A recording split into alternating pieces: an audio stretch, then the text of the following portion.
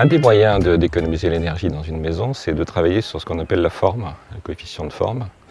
Et dans l'idéal, la forme la plus économe est la forme sphérique. C'est elle qui optimise le rapport entre volume intérieur et surface en contact avec l'extérieur. Mais comme c'est compliqué de faire des sphères, l'idée a été de faire un cylindre. Je me suis rapproché du conseil régional pour exposer mon projet. Et la personne qui m'a reçu a immédiatement constaté qu'il y avait une dimension design importante du fait de ce choix un peu particulier de la forme ronde, et m'a mis en relation avec Fabrice Coulon, donc qui s'est enthousiasmé, on peut dire, pour le projet.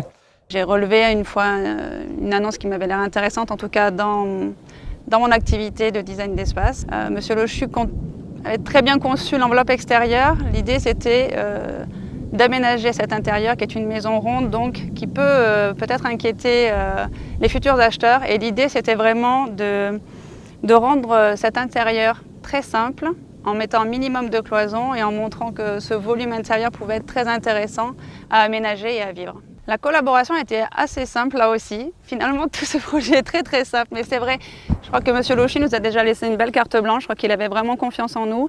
Je pense que toute l'équipe était vraiment soudée autour de ce projet. On avait vraiment envie de faire quelque chose de bien, quelque chose qui soit très simple. Et en fait, dans nos relations, ça s'est vraiment senti. Sans l'assistance du designer, sans cette collaboration, on risquait de tomber dans une espèce de marginalisation. On a aujourd'hui une première commande qui est un peu singulière par rapport au marché que nous visons.